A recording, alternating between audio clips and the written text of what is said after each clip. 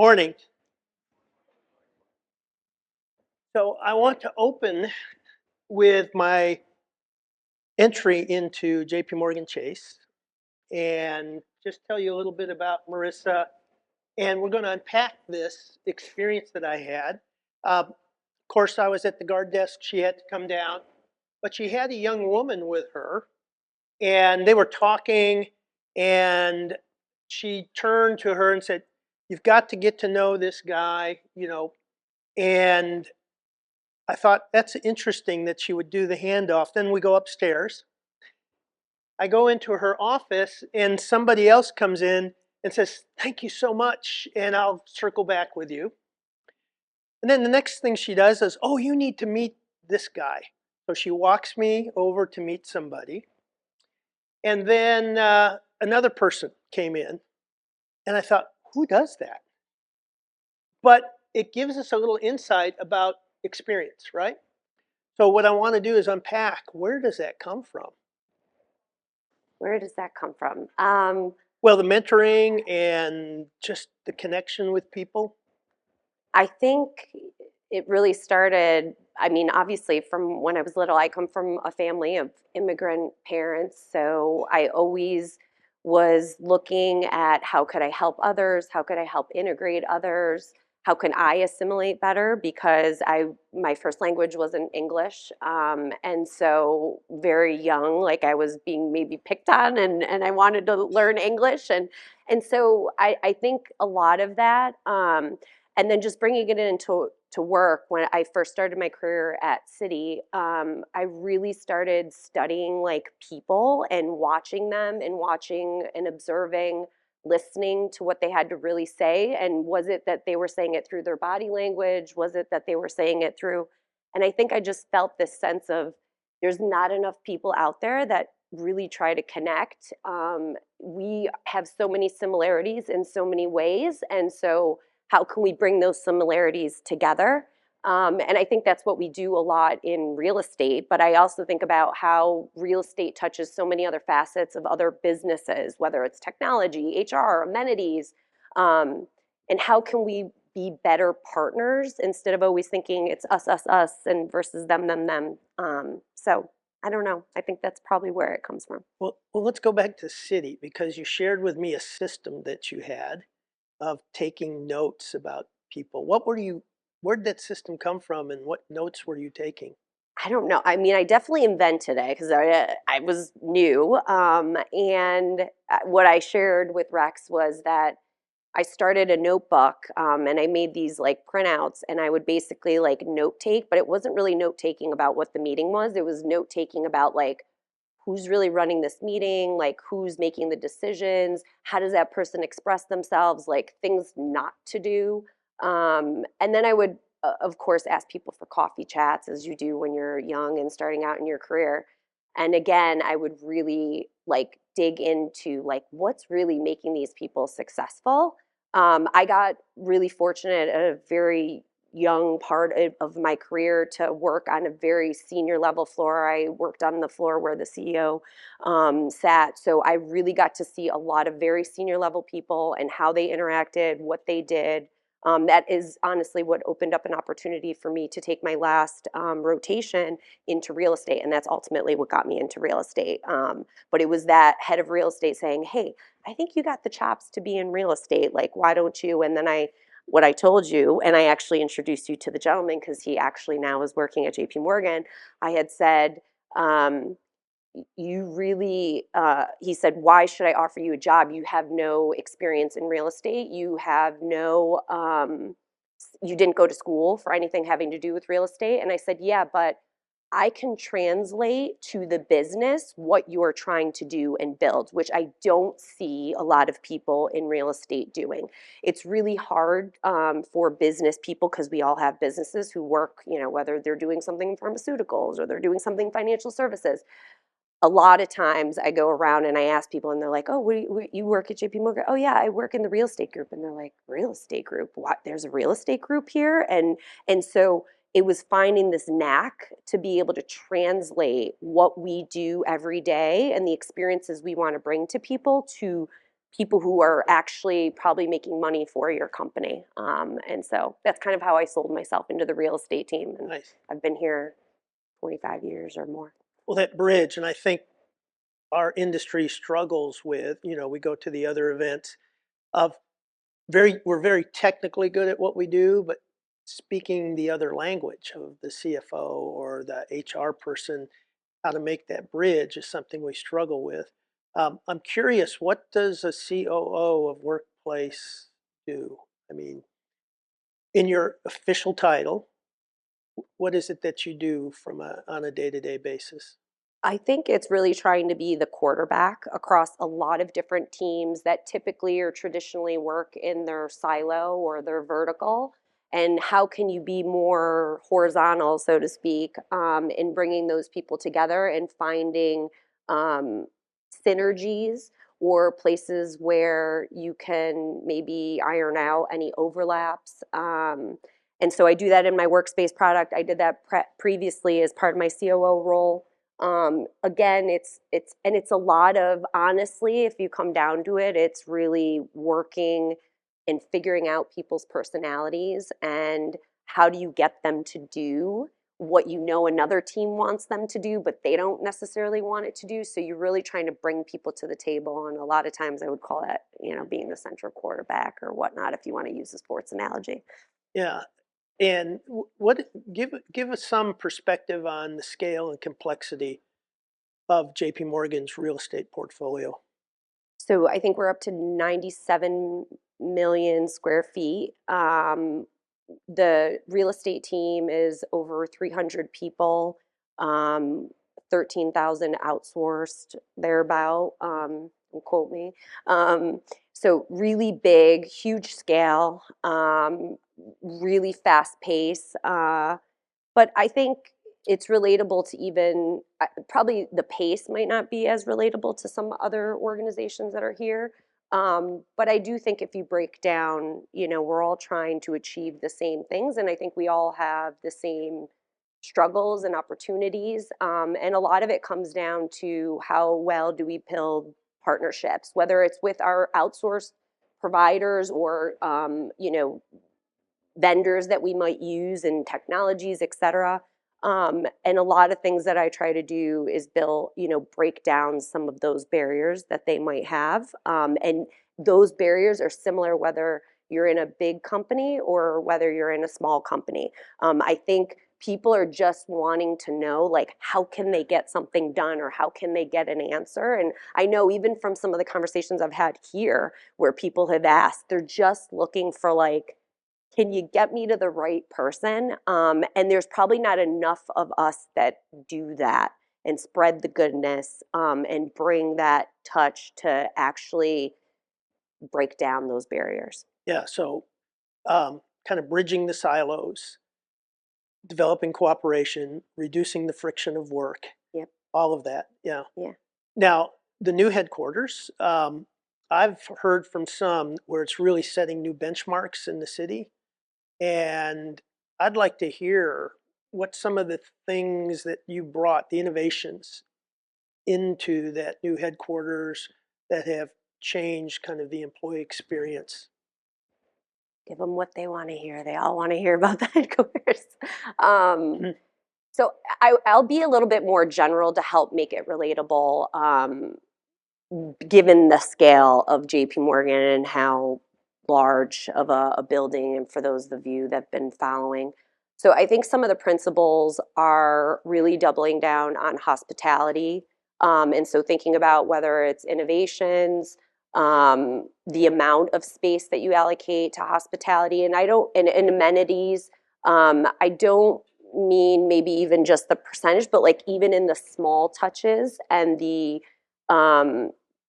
way that people are going to feel in the building and the amount of time that is spent on that is a huge focus and something that I think is obviously shifting significantly in our industry. Yeah. And so some examples of that is really thinking about, like, how do you design from the inside out, thinking about, operations and how does that work and how does that translate into then the space that you're building, and really getting those people involved very early on in the process, and helping them be part of that journey.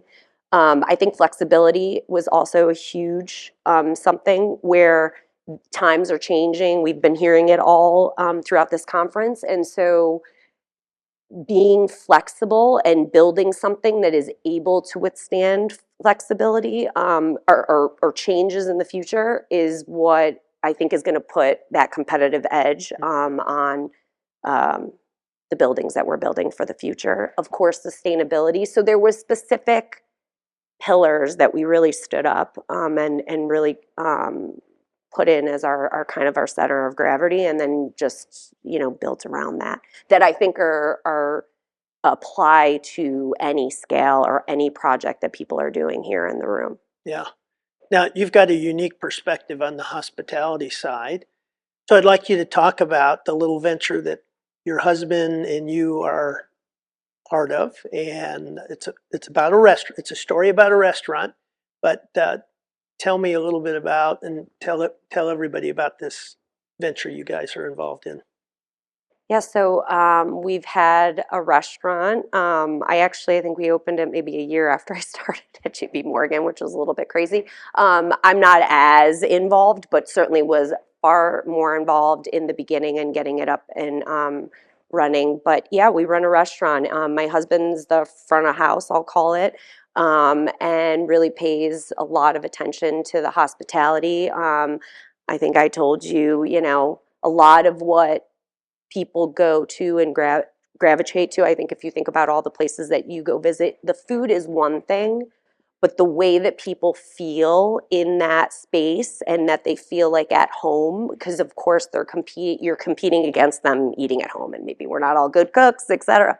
But that hospitality touch is so important, and I've actually seen that really play out like in the restaurant. I think the other thing, and one of the things we discussed on that I just mentioned, is the thought around how does the actual operation work, and is it conducive to the way that you really want to run your space? And so how can you translate that into real estate? Like, are you designing things that are actually going to be conducive? So have you talked to the amenity staff? Where are they going to store the furniture? Where are they get all these things that play into how we build spaces, and that ultimately then give people the experience that you want them to have in that space, are so important. And then I also think the last thing I'll say that comes out in the restaurant is being ahead and like looking at your customers. So I remember early on like being there and like just observing people's faces and being like, oh shit, like that, sorry. But like just that woman's like making a weird face, like go see, and so we'd run over and we'd like make people feel seen before they have to like raise their hand and be like, hey,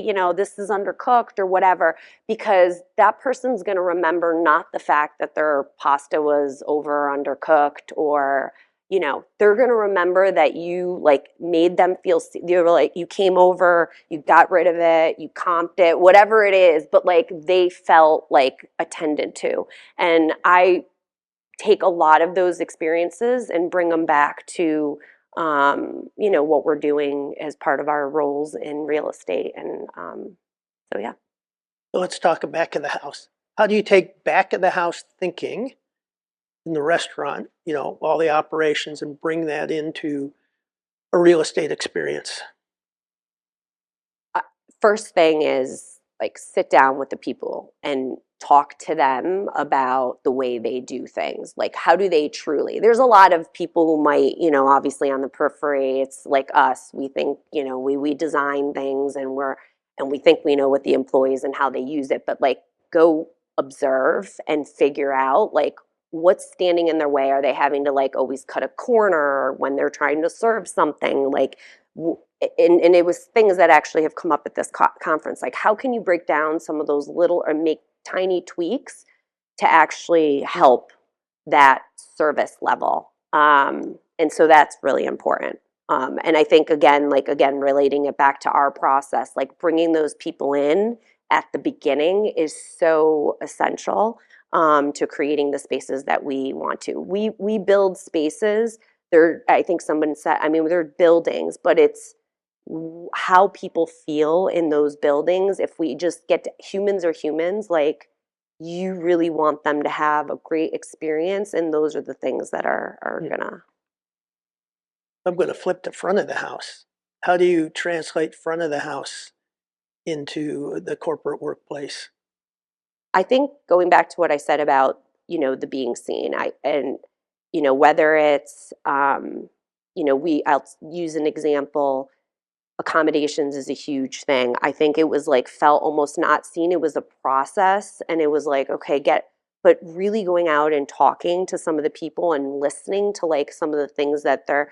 So my thing would be observe, like go out and make sure you have enough budget to go travel and see your spaces and see how they're being utilized, talk to employees. Whenever I go, I travel a lot. Whenever I go to sites, I go first of all, I travel alone, so I don't have like and I'll go talk to the cleaners, I'll go talk to the people at the front entrance, I'll go talk to FM. Say, so like, I know what the data's saying, like what are people complaining about? Like really try to figure out and then try to bring that back, because that's what's going to come out in the front house, so to speak. Yeah.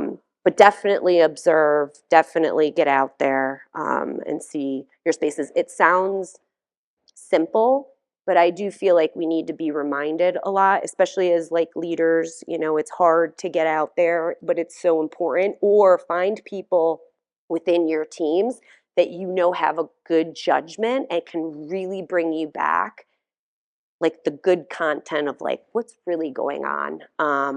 I think is so I think about that in all things strategy. People are asking for more, they have more headcount and they need more seats, and like you land there and you're like, half these people aren't even here, or whatever it might be. Like go see it, or go rely on somebody who's going to go see it and bring you back the information that you need to make really good decisions.